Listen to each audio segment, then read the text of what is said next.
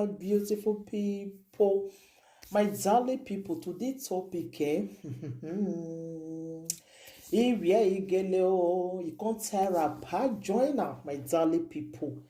Today's topic, they structuralize me like the thing they make me laugh, you know. As I did my own jejeje today, now I say make I drive my bicycle reach Facebook.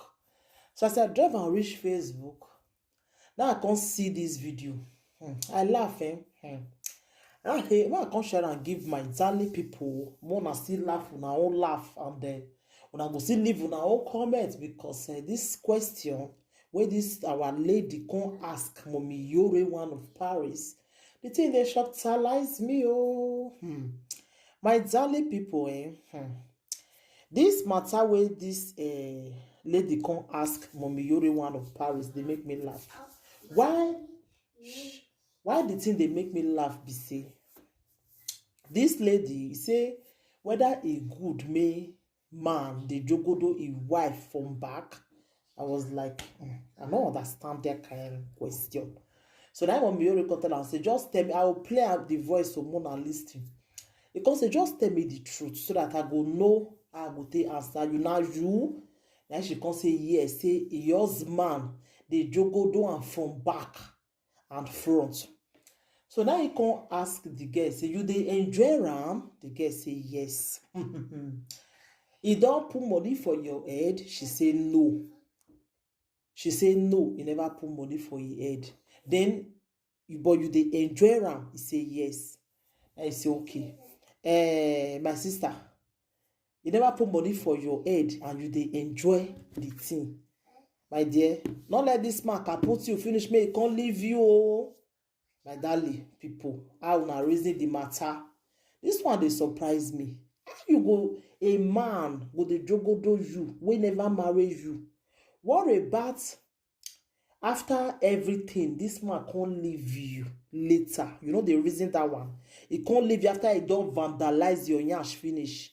At the end, you know, you can't come out for your nyash. That's the way they be like kata. You can't come out for your nyash. Your nyash will come the leak. You know, can't see man who will come put it for house again. You very reason that one, no man will never even though say even marry you safe. I never even hear that kind of say person husband will come to ask his wife after ask make you sweet rich oh my darling people. Now in one man will come to jogodo you from back. My ogbonge people, more not listening, no.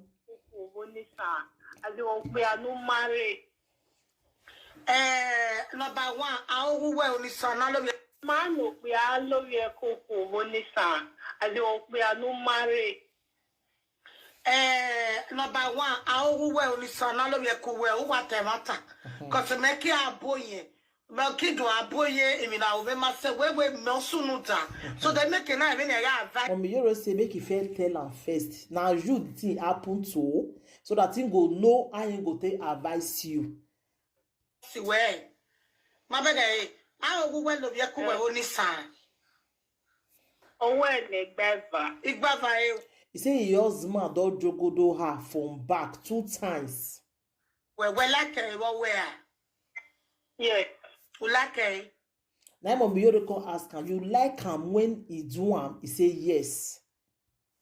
Yes. Come on, Mister. Come. Mama marry, but my. He say he never marry am o. He never marry am, but they stay together. My friend dey be. Who are a friend dey be? Ona o we only son. Adam yo. Come on, Mister. Come who dey not hear you we say. Eva, and the both Eva.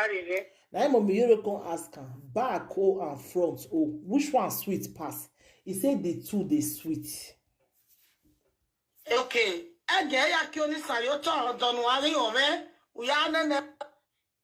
Now Mommy Yore come ask and say, no go let this man go open your nyash for grand tomorrow now. He will come leave you. You will come the shit for house. The bottle. You will come the shit for body. And waiting Mommy Yore come ask the girl. You where they wash me now. You go allow your husband jogodo you from back. Now ogbonge people nothing wey Musa no go see forget yo. Nothing wey Musa no go see forget. Una dey hear the matter. If they tell the girl now say, don't let your yansh go open down, oh my darling people. Wetin una think? A good man dey jogodo a woman from back. Una leave una comment for the comment section. Thank you, my darling people. This video not go too long.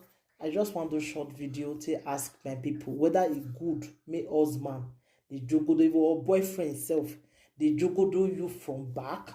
What do you think about this video? Leave your comment for the comment section. Thank you, everybody. Take care. Bye.